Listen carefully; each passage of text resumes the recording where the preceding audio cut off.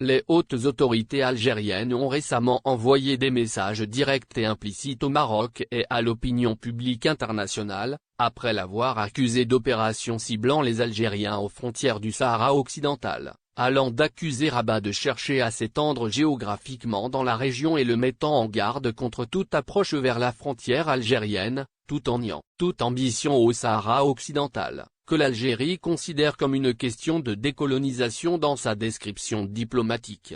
Le chef d'état-major de l'armée algérienne, le général de corps d'armée Saïd Chanegria, est sorti de son silence, environ 2 semaines après l'incident du ciblage de convois commerciaux dans une zone frontalière entre la Mauritanie et les territoires sous contrôle du Polisario, dans lequel l'Algérie a officiellement accusé Rabat d'être impliqué, menaçant le Maroc, sans le citer nommément, de réagir en cas d'approche de la frontière algérienne. Chanegria a déclaré, selon ce qui a été rapporté par le ministère de la Défense, que l'Algérie saura, si nécessaire, répondre avec force à quiconque serait tenté de violer le caractère sacré de ses frontières, son unité territoriale et populaire, et sa souveraineté nationale, et il poursuivra à pas réguliers son chemin victorieux et son projet originel, qui est d'être ce qu'il veut par lui-même comme il le veut. Le haut gradé militaire algérien s'est exprimé sur la préparation de l'armée et la mise en œuvre d'un programme qui renouvelle ses capacités dans la bataille afin d'être présent dans les meilleures conditions d'efficacité et de préparation opérationnelle,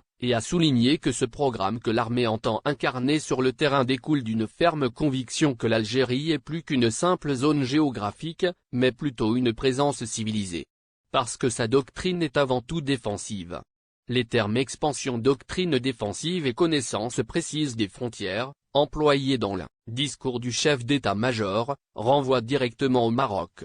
C'est ce que confirme l'entretien du président algérien Abdelmadjid Tebboune avec le secrétaire d'État américain Antony Blinken, publié sur le site internet du département d'État américain lors de sa visite en Algérie fin mars dernier, sur les profondes origines historiques du différend algéro-marocain, qui, selon lui, remonte à la guerre des sables, où le Maroc attaqua l'Algérie au lendemain de son indépendance et voulut acquérir une partie du territoire algérien.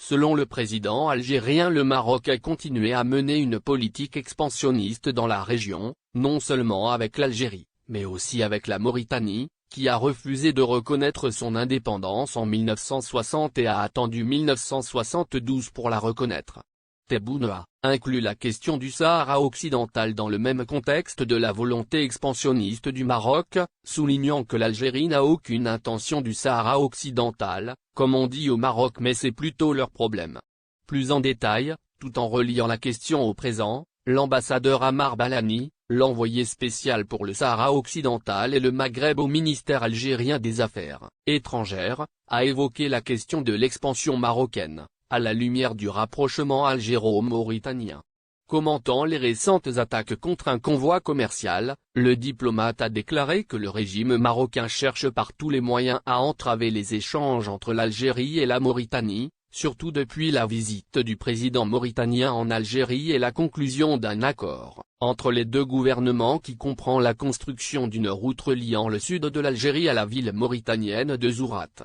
L'ambassadeur d'Algérie a expliqué que le Maroc craint que la route reliant Tindouf, l'extrême sud-ouest de l'Algérie, et Zourate, au nord de la Mauritanie, n'annule ce papier, le monopole du Maroc sur le commerce avec Nouakchott, car le projet permettra à la Mauritanie de se distancer de l'expansionniste régime qui rêve encore d'un grand Maroc avec ses frontières imaginaires, au bord du fleuve Sénégal. Ces déclarations répétées des responsables algériens indiquent que la tension avec Rabat a atteint son maximum, surtout après la rupture des relations avec les deux pays et le sentiment de menace de l'Algérie après l'accord de normalisation entre le Maroc et Israël et les déclarations du ministre israélien des Affaires étrangères, Meir Lapid, de Rabat à propos de ce qu'il a décrit comme le rapprochement algéro-iranien. Les deux dernières opérations, qui visaient des citoyens algériens engagés dans le commerce avec la Mauritanie, compliquent encore la situation, dans la mesure où les médias officiels algériens ont explicitement accusé le Maroc d'employer des armes israéliennes contre des citoyens sans défense,